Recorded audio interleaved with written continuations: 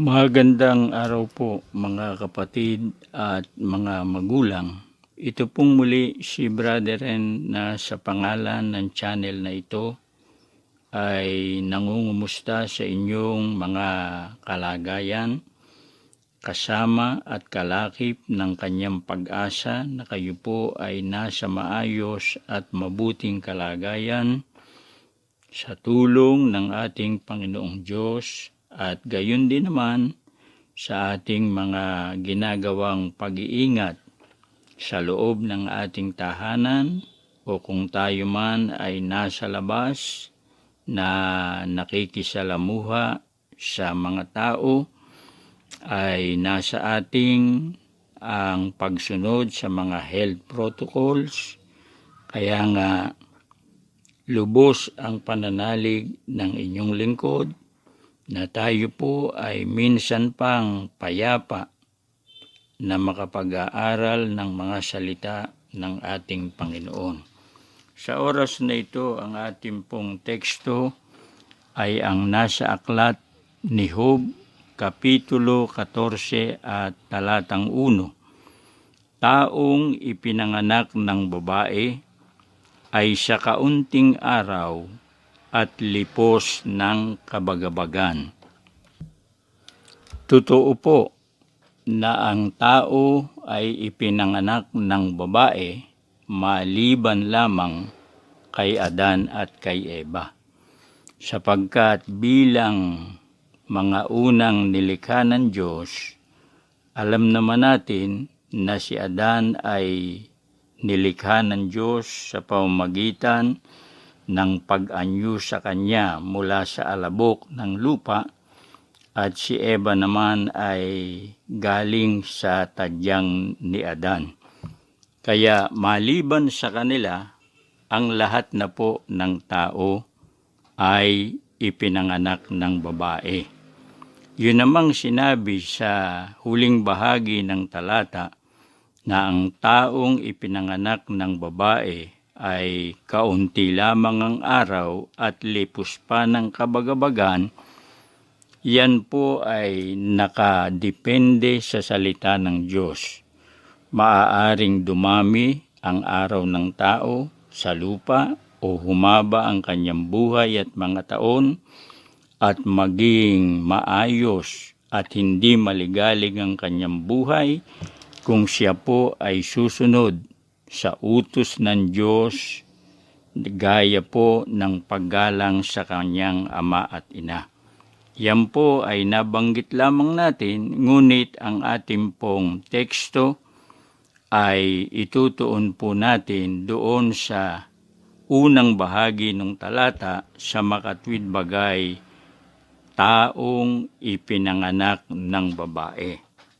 At atin pong lalapatan ng mga kaukulang talata sa Biblia yung mga pertinent entries sa Certificate of Live Birth ng isang tao. Kasi kaya nagkakaroon ng birth certificate sa makatwid bagay Certificate of Live Birth ang tao kasi dumadaan po siya dito sa sinabi ng talata, taong ipinanganak ng babae. Pero dapat pong maging maliwanag sa atin na hindi lahat ng mga tao, lalo na sa ibang mga bansa, ay merong Certificate of Live Birth, sapagkat may mga lugar na hindi po uso yung Certificate of Live Birth na siyang katunayan ng pagkapanganak ng isang tao. Dito sa ating bansa ay yan po ang kalakaran na kapag ang tao ay ipinanganak, meron siyang Certificate of Live Birth. At ilan sa mga entries sa Certificate of Live Birth ay lalapatan natin ng talata sa Biblia. Gaya po ng mga magulang at mga kaibigan, Hindi po ito in order na mababasa sa Certificate of Live Birth. Yung pangalan ng ina, natural, nandun po yun. Yung pangalan ng ama, nandun po yun. Yung place of birth, nasa entry yan ng Certificate of Live Birth. Yung place of birth, yung time of birth, yung delivery, ibig sabihin kung normal ba o CS o section kung tawagin, yung nagpaanak nakalagay din po doon, at higit sa lahat yung given name, yung middle name, at yung surname po ng ipinanganak, mga magulang at mga kaibigan. Bakit nga po meron yan? Dahil nga po sa sinasabi sa talata ng Biblia na ang tao ay ipinanganak ng babae. At bago tayo magpatuloy, mga magulang at mga kaibigan, dapat din nating maalaman na kung minsan sa Certificate of Live Birth ng isang tao, wala siyang middle surname o apelyido na doon sa kanyang ina, sapagkat yung apelyido ng kanyang ina, yun na ang kanyang pinaka-surname, mga magulang at mga kaibigan. At dun sa entry na name of father, ang nakalagay, unknown. Ibig sabihin, yan po ay ipinanganak outside of wedlock. Ibig lamang ipaliwanag na hindi po kasal yung ama at ina nung bata na mayroong Certificate of Live Birth. Ngayon, sabi dun sa talata na ating nabasa, taong ipinanganak ng babae. Bakit dun sa mga entries sa kanyang birth certificate, may pangalan pa ng magulang o ng tatay, merong place of birth, mga magulang at mga kaibigan. Ito po ang sitas dito sa Jeremias 16:3. Sapagkat ganito ang sabi ng Panginoon tungkol sa mga anak na lalaki at tungkol sa mga anak na babae na ipinanganak sa dakong ito, yun ang place of birth, at tungkol sa kanilang mga ina na nanganak sa kanila, yun ang pangalan ng ina o ng nanay, at tungkol sa kanilang mga ama na naging anak sila sa lupaing ito. Hindi lamang po kasi nanay o ina ang dahilan kaya nagkakaroon ng taong ipinanganganak. Natural, meron po yung ama o tatay gaya ng ating nabasa. Kaya nga doon sa isa sa mga entries sa Certificate of Live Birth, pangalan ng ama, na kaya lamang hindi po nag-a-appear doon kung hindi nga kasal. Ang nakalagay nga sa entry ay unknown. Pero sa karaniwang takbo ng mga pagsusulat o pag-e-enter ng mga entries, kailangan narin yung pangalan ng ama, pati nga yung dako, yung place of birth. Kaya nalalaman kung taga saan yung isang tao sa birth certificate, pati yung oras nakalagay, pati yung birth date, yung date of birth o birthday. Yan ang mga entries. At natural nga, yung pangalan nung ipinanganak. Yan po ay mga katotohanan sa kasulatan. Ngayon, isa pa nating dapat maalaman, paano ba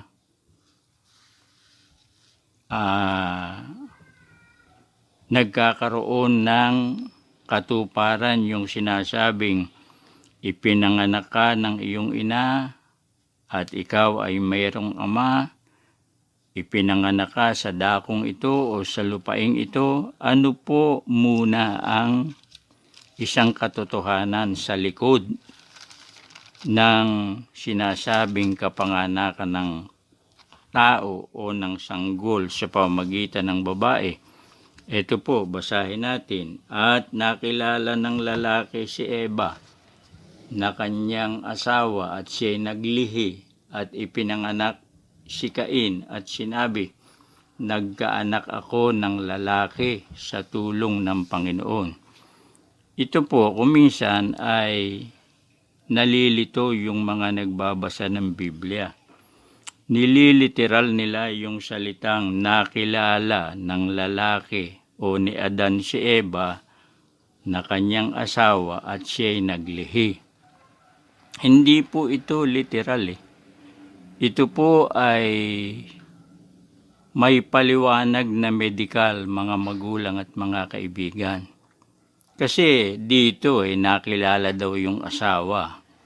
Bago pa man yun, magkakilala na yun. Hindi pa nga yan mag-asawa Gaya nitong si Adan at si Eva, nung nilikha ng Diyos si Eva mula sa tadyang ni Adan at dalhin kay Adan, kilala na ni Adan yung kanyang asawa na si Eva. At nung sila'y basbasan ng Diyos, natural, kilala na ni Adan si Eva. At nung sabihin ng Diyos kayo magpalaanakin, literally, magkakilala na yan Bakit po sinabi pa rito, nakilala ni Adan si Eva at siya ay naglihi? Medical po ang explanation dito. Ibig sabihin lamang nito, nagkaroon sila ng physical contact o intimate contact. Nagkaroon sila ng relasyong pribado, yung ginagawa ng mag-asawa na sa panahon ngayon kung sabihin ay nagsisiping.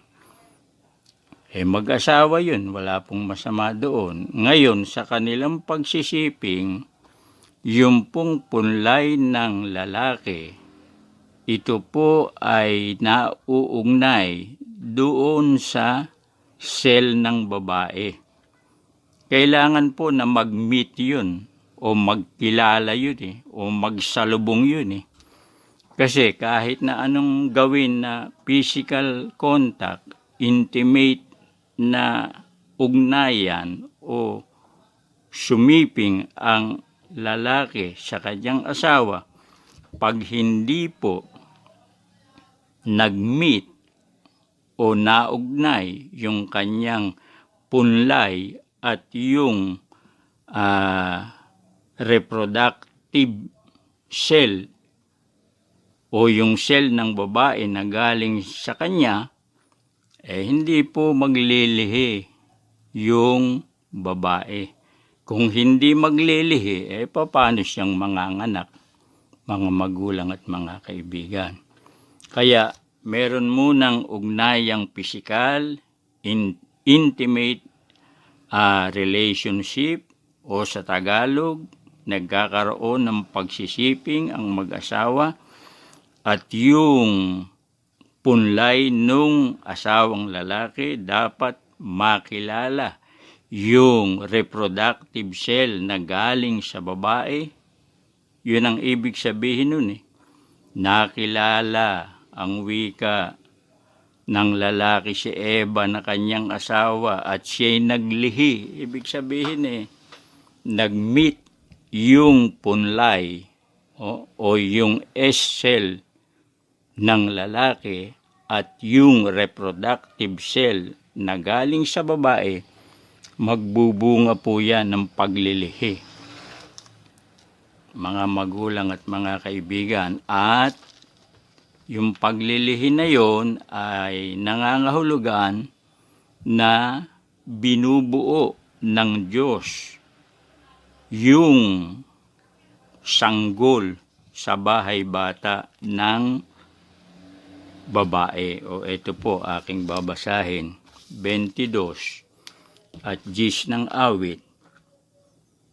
Ako'y nahagi sa iyo mula sa bahay bata. Ikaw ay aking Diyos. Mulang dalhin ako sa tiyan ng aking ina. Yung paglilihi doon sa bahay bata, mga magulang nagkakaroon ng aktibidad yun mga magulang at mga kaibigan. Ibig sabihin, nabubuntis. Yun po ay doon sa bahay bata nagkakaroon ng katuparan. Pagkatapos, ang sabi sa talata ng Biblia sa Isaias 44:24, iniyaan nyo ang wika ng Diyos ang kanyang nilikha doon sa bahay bata. At doon naman sa Ecclesiastes, ano po ang sabi? Ito, babasahin natin. Ito, Diyos po ang nakakaalam nito Kung paanong hindi mo nalalaman kung ano ang daan ng hangin o kung paano mang lumalaki ang mga buto sa bahay bata ng buntis. Yung pagbubuntis, bunga po yun ng pagkikilala o pag-meet nung punlay or cell ng lalaki at yung reproductive cell na galing sa babae pagkatapos po na sila ay magsiping bilang mag-asawa, mga magulang at mga kaibigan. Naglilihi, nabubuntis. Anong sabi rito sa talata? Kung paanong hindi mo alam kung paano lumalaki ang mga buto sa bahay bata ng buntis, gayon hindi mo nalalaman ang gawa ng Diyos na gumagawa sa lahat. Bakit nagkakaroon ng scalp o yung mga buto doon sa bahay bata ng buntis? Hindi po natin alam yun. Diyos po ang nakakaalam nun. Diyos nga ang nag-aanyo Pagkatapos ng partisipasyon ng mag-asawa bilang instrumento ng Diyos sa paglalang, ang Diyos po ang nag-aanyo doon sa bata, sa bahay bata ng kanyang ina, at Diyos ang nagpapalaki ng mga buto at ng ayos o forma ng magiging isang sanggol, at yun ang sinasabi doon sa ating teksto na taong ipinanganak ng babae. Pinanganak ng babae sa ibang mga bansa, gaya natin, meron niyang Certificate of Live Birth. Kung hindi pinanganak ng babae, paanong sasabihing Certificate of Live Birth, mga magulang at mga kaibigan? Kung patay, pinanganak, death certificate. Yan po ang ilan sa mga katotohanan na salita ng Diyos. Bagaman ang mga magulang, ang ama at ina ay kasangkapan ng Diyos, meron pong bahagi ang Diyos sa lahat ng pagkakataon, sa lahat ng steps, kumbaga, bago po ipanganak ng babae ang kanyang anak o ang kanyang sanggol.